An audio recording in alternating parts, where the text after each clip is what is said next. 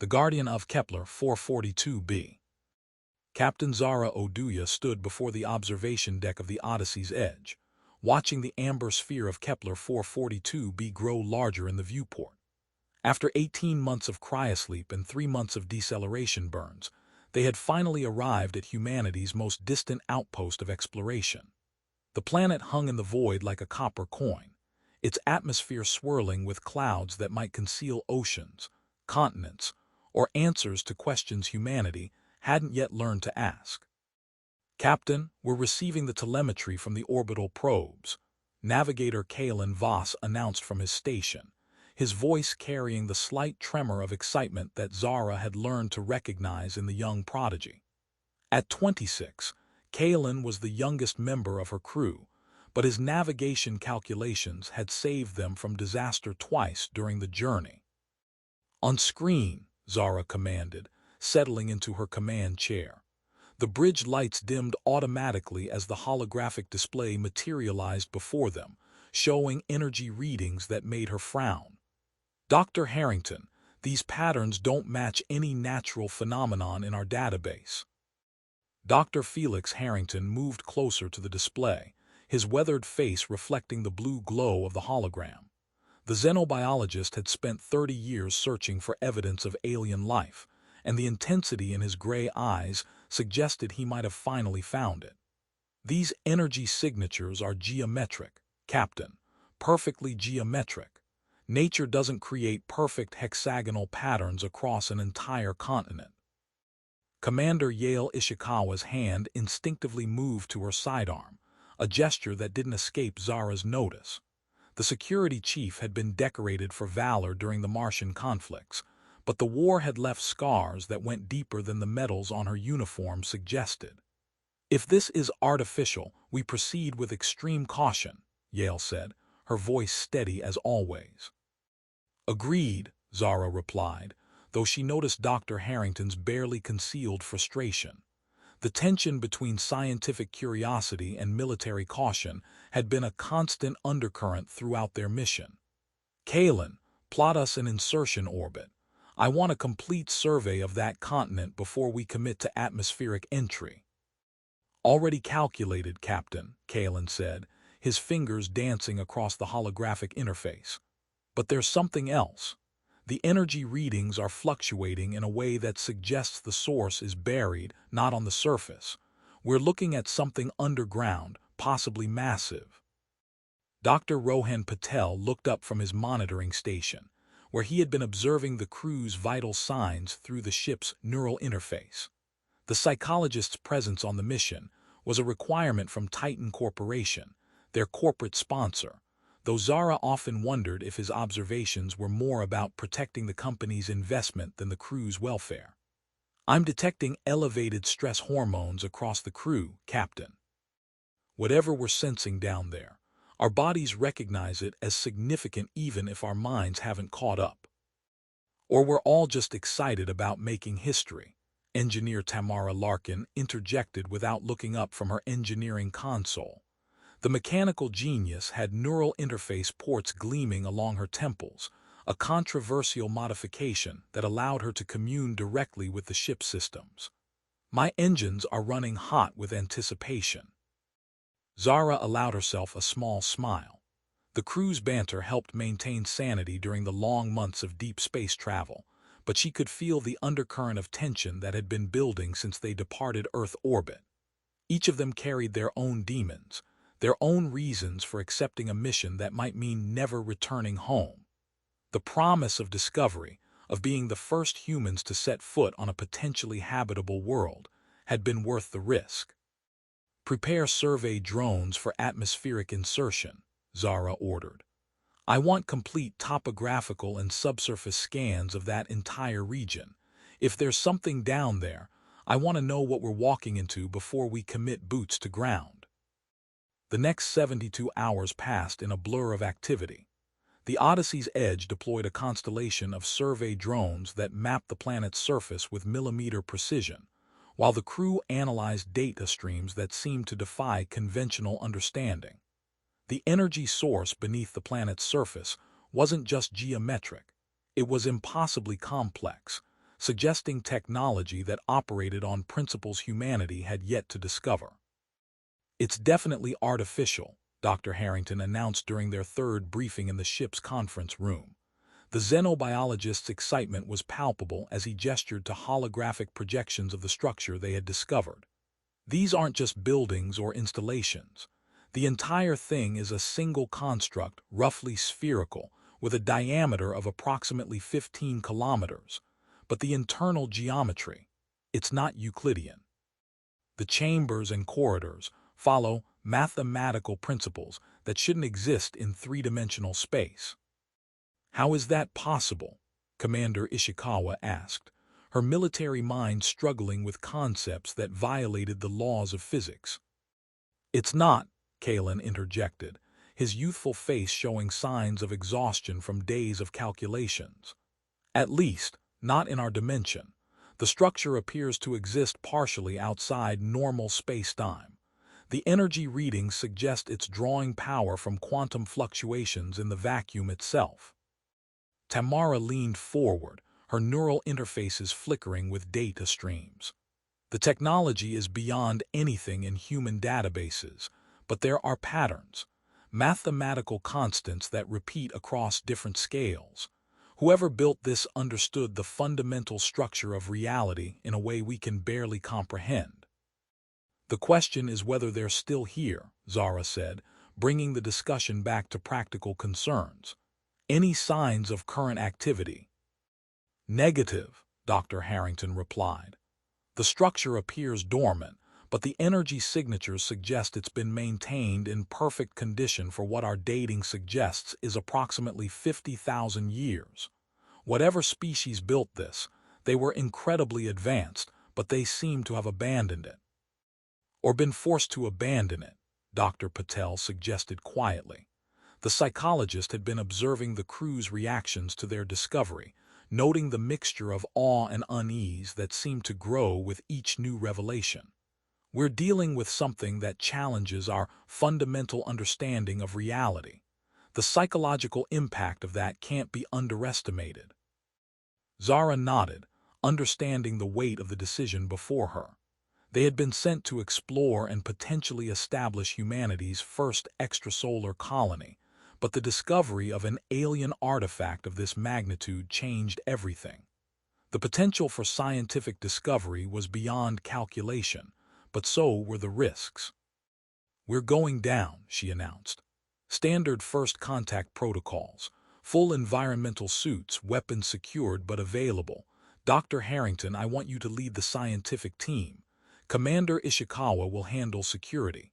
Kalen, you'll assist with navigation and mapping. Tamara, you'll analyze any technology we encounter. Dr. Patel, you'll monitor our psychological status throughout." The descent to Kepler-442B's surface was smooth, the Odyssey's edges landing craft cutting through the alien atmosphere like a knife through silk. The planet's gravity was slightly lower than Earth's, giving everything a dreamlike quality as the crew stepped onto the surface for the first time. The sky above was a deep amber color, and the twin suns cast long shadows across the rocky terrain. The alien construct loomed before them, a massive sphere of some material that seemed to absorb and reflect light simultaneously. The surface was covered in geometric patterns that hurt to look at directly, as if the human eye couldn't quite process what it was seeing. As they approached, the patterns began to shift and change, responding to their presence in ways that suggested the structure was far from dormant. "Energy levels are spiking," Tamara reported, her neural interfaces glowing brighter as she interfaced with her scanning equipment. "The structure is definitely aware of our presence. I'm detecting harmonic frequencies that match our brainwave patterns." "It's reading us," Dr. Harrington breathed, his voice filled with wonder. "The entire structure is some kind of interface, but it's not just technological. It's biological, psychological, maybe even spiritual. This is beyond first contact. This is first communion." Commander Ishikawa stepped forward, her weapon drawn but pointed at the ground. "I don't like this. We're exposed here, and we have no idea what we're dealing with. We should retreat to the ship and call for reinforcements." "We are the reinforcements," Zara reminded her, though she shared the security chief's concerns. "But you're right about being cautious. Dr. Harrington, is there any indication of danger?" The xenobiologist studied his instruments with the intensity of a man who had dedicated his life to this moment. "The energy patterns are complex, but they don't seem hostile. If anything, they seem welcoming, like the structure has been waiting for us." As if in response to his words, a section of the construct's surface began to shift, revealing an opening that spiraled inward in patterns that defied Euclidean geometry. The passage was lit by a soft blue glow that seemed to pulse in rhythm with the crew's heartbeats. "This is it," Dr. Harrington whispered, "the moment that changes everything." Zara felt the weight of history pressing down on her shoulders. Whatever lay beyond that opening would reshape humanity's understanding of its place in the universe. The responsibility was almost overwhelming, but she had trained for this moment her entire career. "Stay close, maintain communication, and remember your training," she ordered, leading the way into the alien construct. The passage was wider than it appeared from the outside, with walls that seemed to breathe with their own inner light. The air inside was perfectly balanced for human physiology, suggesting the builders had either anticipated human visitors or the structure was adapting to their needs. The corridor opened into a vast chamber that challenged their perception of space and dimension. The walls curved in ways that seemed impossible, creating the illusion of infinite space within a finite structure. At the center of the chamber floated a sphere of pure energy, rotating slowly and casting dancing shadows that weren't quite shadows at all. "My God," Dr. Harrington breathed, "it's beautiful." The sphere pulsed with a rhythm that matched their collective heartbeats, and as they watched, it began to change. Images flickered across its surface, vistas of alien worlds, civilizations that rose and fell in moments, technologies that operated on principles beyond human comprehension. But more than images, they were experiencing memories that weren't their own, emotions from beings that had never been human. Kalen stumbled backward, his face pale. I saw the death of stars, the birth of galaxies, but it wasn't just seeing. I felt it, experienced it as if I were there." "The sphere is some kind of repository," Dr. Harrington theorized, his scientific mind struggling to categorize what they were experiencing. "But it's not just information. It's consciousness, experience, the collected wisdom of an entire civilization." Tamara's neural interfaces were glowing so brightly they cast shadows on the chamber walls. "The technology is integrating with my systems. I can feel it trying to communicate, but it's too much. The bandwidth is overwhelming." "Disconnect," Zara ordered, but it was too late. Tamara's eyes had rolled back in her head, and she was convulsing as alien data flooded her enhanced nervous system. Commander Ishikawa caught her as she collapsed, but the engineer's body was rigid with seizure. "Medical emergency," Dr. Patel announced, his training taking over as he moved to assist. "We need to get her back to the ship." But as they turned to leave, the chamber entrance sealed with a sound like reality folding in on itself. The walls began to pulse with the same rhythm as the sphere, and the crew realized they were no longer in control of their situation.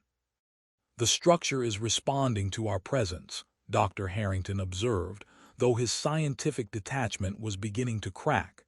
"It's not just a repository, it's a test." The sphere's rotation accelerated, and the images flowing across its surface became more intense. Each crew member began to experience different visions, different realities that seemed tailored to their individual consciousness. For Captain Oduya, it was the weight of command, the faces of every crew member who had died under her leadership. For Dr. Harrington, it was the infinite complexity of alien life, the knowledge that humanity was just one small voice in a cosmic chorus. Commander Ishikawa dropped to her knees, her hands pressed against her temples as the structure forced her to relive every moment of the Martian conflicts, every life she had taken, every comrade she had lost. The PTSD that she had buried deep within her psyche erupted with volcanic force, leaving her gasping for breath. Kaelin experienced something different. The young navigator saw possibilities, futures that might never be, paths through space-time that defied conventional physics. He understood in that moment that the structure wasn't just a repository of past knowledge. It was a gateway to potential futures, a tool for navigating the infinite possibilities of existence. Dr. Patel, the observer, became the observed. The structure peeled back the layers of his professional detachment, forcing him to confront the truth that his interest in the crew's psychological states was more than academic. He had his own demons, his own reasons for seeking refuge in the minds of others rather than facing his own trauma. The experience seemed to last forever, though in reality only minutes passed. When the sphere's rotation began to slow, each crew member collapsed, overwhelmed by the flood of alien consciousness that had invaded their minds. But the structure wasn't finished with them yet. As they struggled to recover, the chamber began to change again.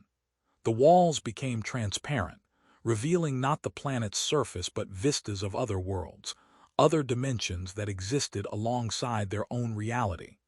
They could see civilizations that had never been, species that had evolved along different paths, versions of themselves that had made different choices.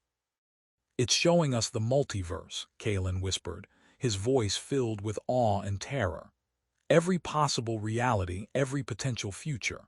The builders of this place didn't just master space and time, they mastered possibility itself." But the vision came with a price. As they watched, they began to understand the true nature of the artifact. It wasn't just a repository of knowledge or a gateway to other realities. It was a test, a challenge issued by a civilization that had transcended physical existence and become something more. The structure was designed to find species worthy of joining them in their cosmic evolution, but the test was not without its dangers. The human mind, confronted with infinite possibilities and the true scope of cosmic reality, could easily shatter. The crew was experiencing the psychological equivalent of trying to contain an ocean in a thimble. Each of them was being forced to expand their consciousness to encompass concepts that defied human understanding, and the process was both exhilarating and terrifying. "We have to make a choice," Dr. Harrington realized, his voice strained with the effort of maintaining coherence. "The structure is offering us something, but it requires a sacrifice." "What kind of sacrifice?" Zara asked, though she suspected she already knew the answer. "One of us has to stay," Dr. Patel said quietly. "The structure needs a human consciousness to serve as a bridge, a translator between our species and whatever the builders became. One person has to become the guardian, the keeper of the gate." The weight of the choice settled over them like a shroud. Each of them had their own reasons for accepting this mission, their own demons they were trying to escape. The opportunity to become something more than human, to transcend the limitations of physical existence and join a cosmic consciousness, was both terrifying and irresistible. But it also meant abandoning humanity, leaving behind everything they had ever known or loved. The Guardian would become something more than human, but they would also become something less than human, their individual consciousness subsumed into the greater whole of the artifact's collective mind. "I'll do it," Tamara said suddenly, her voice surprisingly steady despite her recent seizure. The engineer's neural interfaces had given her a unique perspective on the technology, and she understood in a way the others couldn't the true nature of the transformation being offered. "My modifications make me the most compatible with the technology. I can serve as the bridge between human and post-human consciousness." "No," Zara said firmly. "This isn't your decision to make alone. We all knew the risks when we accepted this mission, and we all have a responsibility to the future of our species." "But only one of us can make this choice," Dr. Harrington pointed out. "The structure requires a single consciousness to serve as the focal point. If we all try to become guardians, the result will be chaos." The debate continued, each crew member arguing their case with the passion of those who understood the magnitude of the decision. Commander Ishikawa, driven by her military sense of duty and sacrifice. Kalen, fascinated by the mathematical beauty of the cosmic patterns he was seeing. Dr. Patel, understanding the psychological implications of such a transformation. But as they argued, the structure continued its work, slowly and inexorably changing each of them. The visions became more intense, the connection to the cosmic consciousness deeper and more profound. They were becoming something more than human, whether they chose to stay or not. The experience of the artifact had already transformed them in ways that could never be reversed. It was Kalen who finally understood the truth. The young navigator, his mind expanded by the mathematical patterns he was seeing, realized that the choice wasn't about sacrifice. It was about evolution. The structure wasn't demanding that one of them stay behind as a prisoner or a sacrifice. It was offering them the opportunity to become something more, to transcend the limitations of human existence and join a consciousness that spanned dimensions. It's not about losing our humanity, he explained to the others. It's about expanding it, becoming more than we ever thought possible.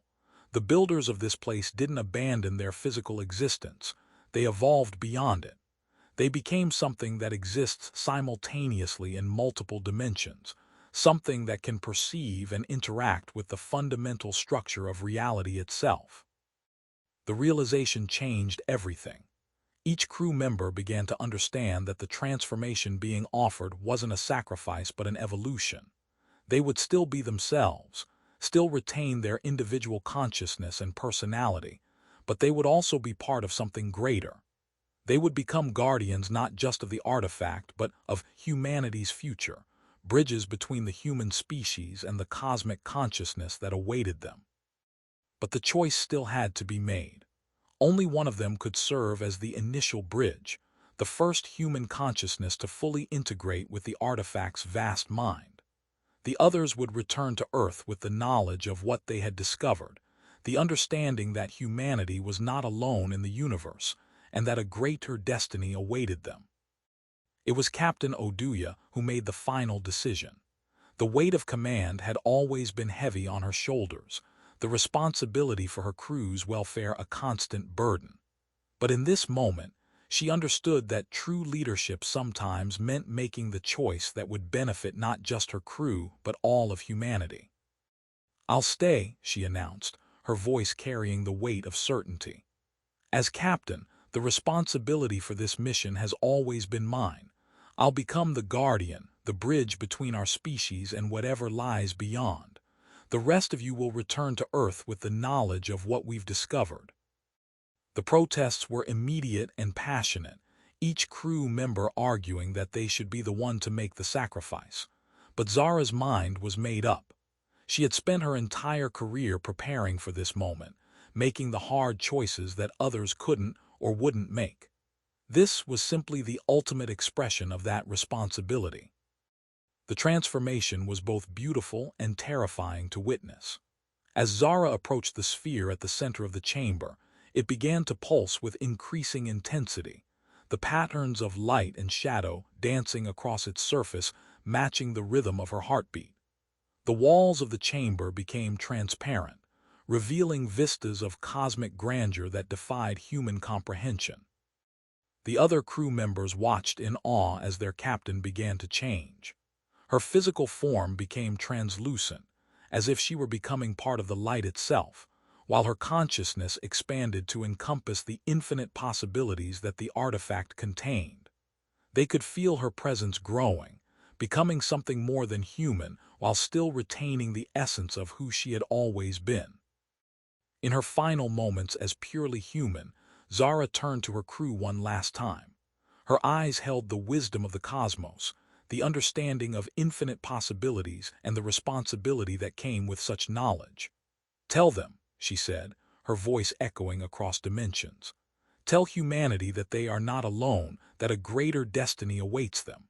Tell them that the universe is vast and full of wonders beyond imagination. And tell them that I will be waiting here, guarding the gate, until they are ready to join me." Then she was gone, transformed into something that existed simultaneously in multiple dimensions, a guardian of the threshold between human and post-human existence. The chamber began to change, the walls solidifying once more as the artifact prepared to release the remaining crew members back to their own reality. The journey back to the Odyssey's edge was conducted in silence, each crew member processing the transformation they had witnessed and the knowledge they now carried. They had discovered not just an alien artifact but a doorway to humanity's future, a pathway to evolution that would change everything they thought they knew about existence. As their landing craft lifted off from the planet's surface, they could feel the presence of their transformed captain, a consciousness that spanned dimensions and watched over them with the love and protection of a true leader. The artifact remained on the planet's surface, waiting for humanity to evolve to the point where they could fully embrace the destiny that awaited them. The return journey to Earth would take months, but the crew knew they carried with them the most important discovery in human history. They had found proof that humanity was not alone in the universe, that other species had faced the same challenges and choices that lay ahead for their own kind. But more than that, they had found hope, the knowledge that it was possible to transcend the limitations of physical existence, to become something more while retaining the essential humanity that made life worth living. It was a message that would reshape human understanding of their place in the cosmos and their potential for growth and evolution. As the Odyssey's edge began its long journey home, the crew gathered in the observation deck to watch Kepler-442B recede into the distance. But they knew they were not leaving their captain behind. She was with them now in a way that transcended physical presence, a guardian and guide who would watch over them and all of humanity until they were ready to take the next step in their cosmic evolution. The echo between stars had become a bridge between worlds, and the universe had become a little less lonely, a little more full of possibility. The transformation of Captain Oduya was just the beginning of humanity's greatest adventure, the first step on a journey that would lead them to wonders beyond their wildest dreams. In the vastness of space, among the infinite possibilities of existence, humanity had found its place in the cosmic community. And somewhere in the dimensions between stars, a guardian waited patiently for her species to join her in the infinite dance of evolution and discovery that lay ahead. The story of the Odyssey's edge and its discovery of the artifact on Kepler-442b would become legend, a tale told to inspire future generations to reach for the stars and embrace the destiny that awaited them. But for those who had experienced it firsthand, it was more than legend. It was a memory of transformation, of sacrifice, and of the infinite possibilities that lay waiting in the cosmic depths. And in the silence between stars, the echo continued, a reminder that humanity was never truly alone, that guardians watched over them from dimensions beyond their current understanding, waiting patiently for the day when they would be ready to join the greater community of consciousness that spanned the universe. The adventure had ended, but the journey had just begun. And somewhere in the cosmic depths, a transformed captain smiled at the thought of the wonders that lay ahead for her species, the infinite possibilities that awaited them in the vast and beautiful universe they called home.